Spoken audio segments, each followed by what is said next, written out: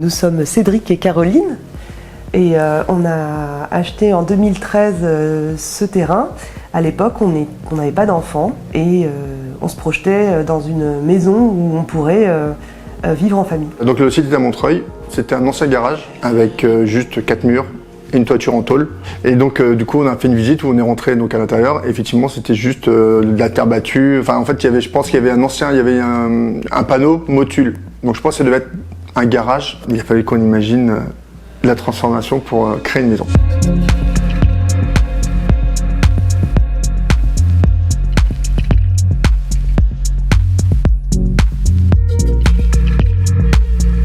Donc on a acheté en 2013.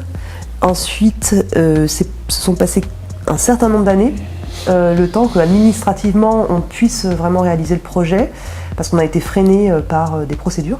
On a commencé à travailler avec Samuel en 2016. Les travaux ont commencé en 2017, se sont terminés en 2018. Et on a emménagé dans la foulée, donc fin 2018. Alors la demande des clients, c'était d'avoir un espace de vie qui soit agréable, au minimum 2 chambres. Et puis surtout, c'était d'avoir un espace extérieur. Sur le point de vue travaux, de base, en fait, le projet, on devait conserver potentiellement la structure des murs périphériques. Quand on a commencé à déposer certains éléments, en fait, on s'est rendu compte qu'il n'y avait pas de fondation sur certains murs. Et du coup, on a pris le parti de dire on rase tout, on redémarre de fondation jusqu'à la toiture, on repart sur au moins une base saine. Donc on a pris 2 entreprises, par contre on en a juste pris 2.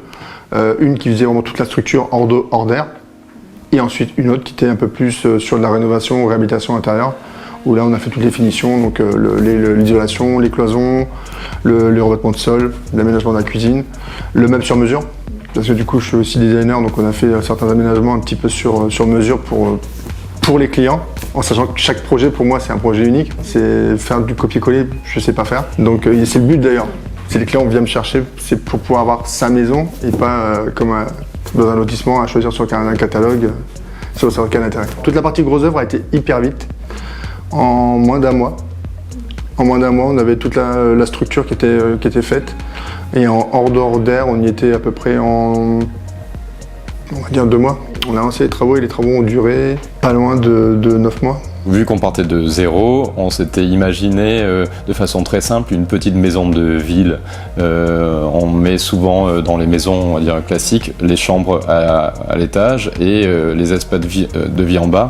Et donc Samuel nous a conseillé plutôt de faire l'inverse, étant donné qu'on a une petite terrasse à l'étage et que c'est beaucoup plus lumineux au niveau 1 plutôt qu'au rez-de-chaussée. On a inversé et on a donc nos chambres au rez-de-chaussée et à l'étage la pièce de vie, cuisine et un bureau ainsi qu'une petite terrasse. Oui, c'est vraiment quelque chose qu'on apprécie beaucoup aujourd'hui. Enfin, Samuel qui soit intervenu pour modifier les plans et imaginer cette pièce à vivre en haut. Et c'est vraiment la pièce où on est beaucoup. Tout ce qui est déco, design, c'est pareil. Donc je leur ai proposé des aménagements, comme pour la cuisine, pour toute la partie bibliothèque. Et après, en fonction également du mobilier, ils avaient certains mobiliers dans leur ancien appartement qu'ils voulaient conserver. Et du coup, on a joué également avec ça pour pouvoir placer certains objets à certains endroits et du coup pouvoir faire un aménagement avec, et même limite, je veux dire, en couleur de matériaux. Par exemple, là, vous voyez, il y avait toute sa platine de vinyle.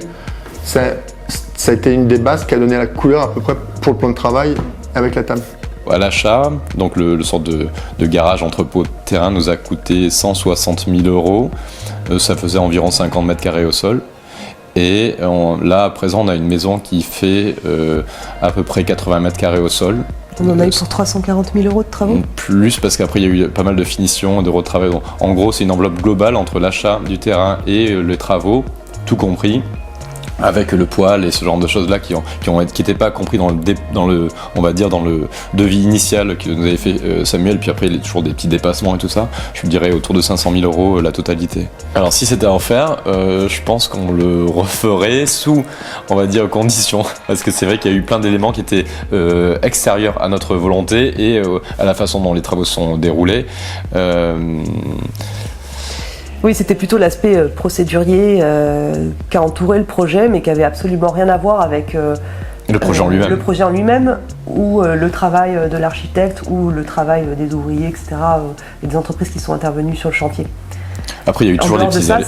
C'est très agréable de façonner sa maison, en fait. C'est vraiment une super expérience. Après, il y a toujours des aléas, et c'est vrai qu'il faut prévoir un budget supplémentaire, il y a toujours un peu de dépassement. Il y a aussi, il ne faut pas imaginer habiter dans la maison avec un délai qui a été au début annoncé par l'architecte. Il faut se dire, ok, en fait ça, il faut rajouter 6 mois et il faut rajouter 20%. En gros, il y a toujours des aléas comme ça, mais sinon, globalement, nous, on est super contents du résultat et on est prêt à refaire la même sorte d'expérience.